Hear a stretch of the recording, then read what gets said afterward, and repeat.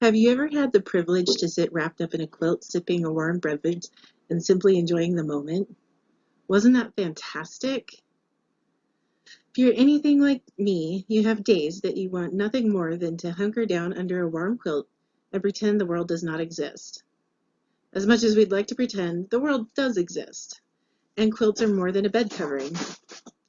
Quilts are a superhero capes, forts, fabric hugs, practical applications of math and art, and so much more. Quilts are a unique part of American history and relevant today. My name is Tammy Jo Banasiak, and I began quilting in 1994. I have completed more than 40 quilts to date, assisted others in their quilts, and taught quilting techniques. People actually pay me for my knowledge, skill, and art. Today, I will cover a brief history of importance of the quilts in America, resurgence of quilting during the COVID-19 pandemic lockdown, and why I personally quilt. And while quilting techniques must have been well known to the earliest colonists, references to American quilts first appeared in the late 17th century, according to Solis and Cohen. As European settlers crossed the ocean to the American colonies, they brought their quilts and their quilting traditions with them. Whole cloth and mosaic-style paper-pieced quilts were often the most common styles among the first generations of quilters in America, according to New.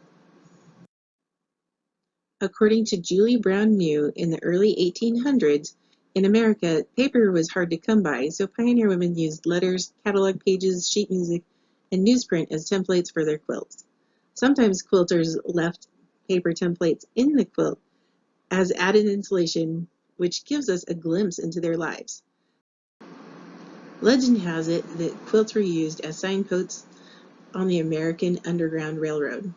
According to Sarah Ives of the National Geographic, African American slaves may have used a quilt code to navigate the Underground Railroad. A person would sew a sampler quilt containing different quilt patterns, then American slaves would use the sampler to memorize the code. When the slaves made their escape, they used their memory of the quilts as a mnemonic device to guide them safely along their journey. Each of the blocks have a specific name and a coded message. Starting from the top left to right, the North Star meant to follow the North Star. The second is the wagon wheel, or the carpenter's wheel. This meant to either load a wagon or prepare to board a wagon to begin the escape. The drunkard's path block indicated to travel in a zigzag path to avoid pursuers that were nearby. The crossroads block is said to refer to Cleveland, Ohio, which is where several routes to freedom were offered. The bear paw indicated for people to take the mountain trail where they would follow the path made by bear tracks, which would lead them to food and water. The next block is known as the log cabin. This had dual meaning. First, it was advised to seek shelter, and was also a symbol that was drawn in the ground to let slaves know that a particular person was safe to talk to.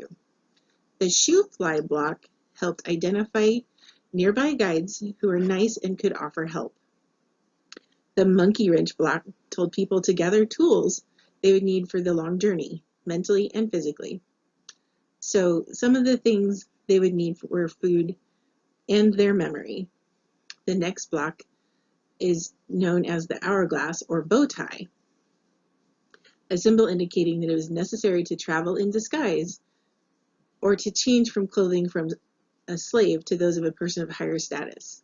The flying geese told slaves to follow in the points of the direction that the geese were facing in the block, according to Brooks and Stoddard. According to Lakota Creations, quilting among the Native American women began out of necessity during the 19th century. Because American indigenous people were not allowed to leave the reservation to hunt, they could no longer obtain animal hides for making robes and clothing. As a result, women turned to quilting to make bed coverings. American indigenous people learned to quilt from missionaries, from the wives of government officials stationed on the reservation, and at boarding schools. At first, the indigenous American women made quilts with square or geometric patterns. In time, the women created many different geometric patterns for quilting, with the most prevalent contemporary design integral to cultural and ceremonial life being the star quilt. The star quilt became an object of cultural and economic importance to the Lakota. Star quilts have long been a critical element in giveaways from birth to death and the life cycle events of the Sioux people, according to Lakota Creations. According to some, quilting was a dying art, but it made a comeback in 2020 during the COVID-19 lockdown. During the lockdown, there was a nationwide call out for people who could sew to help make masks to bridge the gap in the shortage of personal protection equipment, according to McCoo. This brought makers out from across the nation, digging out their sewing machines, raiding their stashes, and falling in love again with sewing and quilting. Personally, I made 19 masks. Demand for sewing machines was so high that sewing machines were actually difficult to find. Gigi from Juki Junkies said that she could not keep anything under $1,500 in stock. So when I was first making the masks, I tried to order fabric, and what was available was called a jelly roll.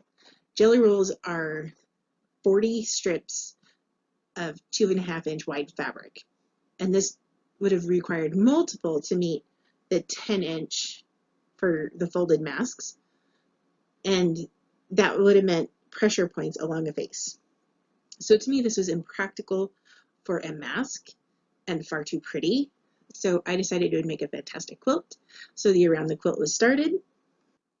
The 6-sided star quilt was completed, and my love of sewing was absolutely rekindled.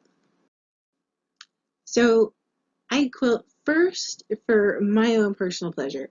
I enjoy the creative process of quilting, from color pattern and fabric selection. I enjoyed the math. I enjoy the active quilting, the actual stitching of the 3 layers, and adding my own twist. Secondly, I quilt for friends and family. Traditionally, in my family, people receive quilts for babies, high school graduations, and weddings. With 5 siblings, more than 25 nieces and nephews, 5 children, and 3 grandchildren, I stay pretty busy with just family quilts. Third, I quilt and craft professionally.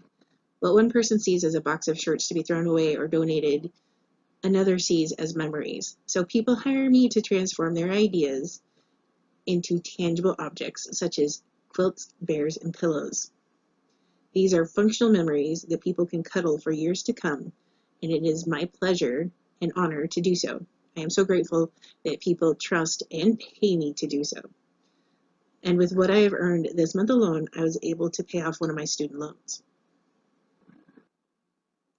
In conclusion, quilting has a vast and interesting history in the U.S., with a resurgence because of the COVID-19 pandemic lockdown. And I personally quilt because I enjoy it. I use quilting and memory bear making to make money, and I am currently using all the proceeds to pay off my student loans. Stay safe, bundle up, and make memories.